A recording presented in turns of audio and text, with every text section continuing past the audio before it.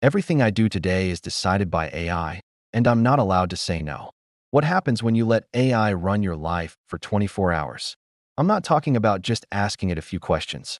I mean fully integrating it into every decision, every task, from the moment I wake up until I go to bed.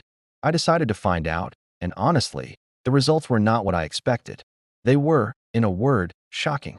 This isn't just about cool tech. It's about what happens when human life and artificial intelligence collide. So, stick around, because you're about to see my entire day completely orchestrated by an AI. Will it be a futuristic dream or a chaotic nightmare? Let's find out.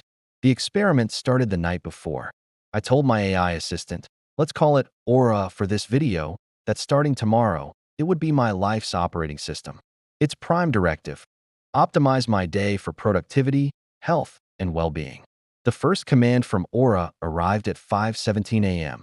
Not 5:15, not 5:30. 5:17. The reason? It had analyzed my sleep cycle data from my fitness tracker and determined this was the optimal moment in my REM cycle to wake up for minimal grogginess. Okay, Aura, point one for you. I was already impressed. Instead of my usual mindless scroll through social media, Aura had a 15-minute guided meditation and light stretching routine ready to go. It even selected a playlist of ambient sounds scientifically proven to promote focus. I have to admit, I felt surprisingly centered and energized. Next up was breakfast. I opened the fridge, and instead of just grabbing whatever, I asked Aura what to eat. It scanned my fridge's inventory. Yes, I have a smart fridge, perfect for this experiment, and cross-referenced it with my health goals and the day's planned activities. The verdict? A spinach and feta omelet with a side of whole wheat toast. It even gave me the exact recipe and cooking instructions, optimized for speed and nutrient retention. The breakfast was delicious and I felt fueled, not sluggish. This was going way better than I thought. Now for the real test: work. As a content creator, my day is usually a mix of creative chaos and structured tasks. I handed over my entire to-do list to Aura. It instantly reprioritized everything. Tasks I thought were urgent were pushed back, while smaller, nagging tasks were bundled together into a power hour.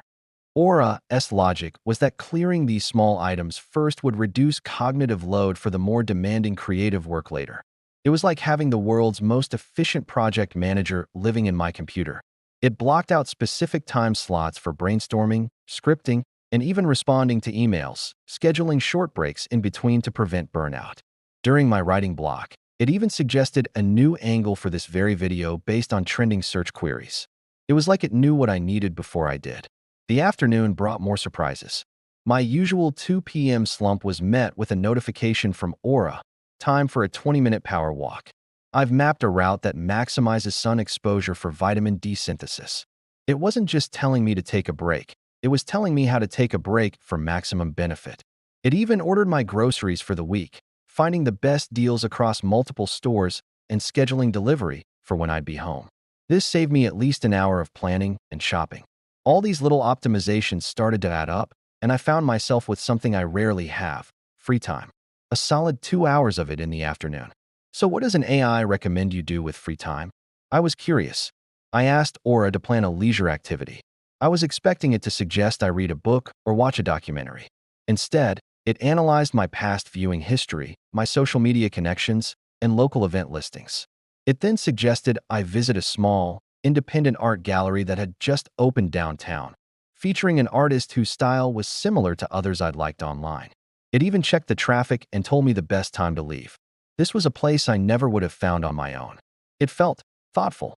It wasn't just optimizing my work, it was enriching my life. Dinner was another AI masterpiece. Using the ingredients it had ordered earlier, Aura provided a recipe for a healthy and delicious salmon dish. As I was cooking, it played a podcast it thought I'd enjoy based on my recent listening habits. It felt seamless. The AI wasn't just a tool. It was becoming a companion, a highly intelligent assistant that was always one step ahead, making my life easier, healthier, and surprisingly, more interesting. It handled the mundane so I could focus on the meaningful. As the day wound down, Aura prepared me for bed. It dimmed the smart lights in my apartment, suggested a relaxing herbal tea, and queued up a calming audiobook. It set my alarm for the next day, once again calculated for the perfect moment in my sleep cycle. My last interaction with Aura for the day was simply saying, "Good night." And it replied, "Rest well. Your optimized day is complete." I went to sleep feeling less stressed and more accomplished than I had in a long time. It was an incredibly efficient and productive day. But lying there, I also felt a strange sense of unease. So what's the shocking part? The shocking part wasn't how efficient the day was. It was how much I liked it.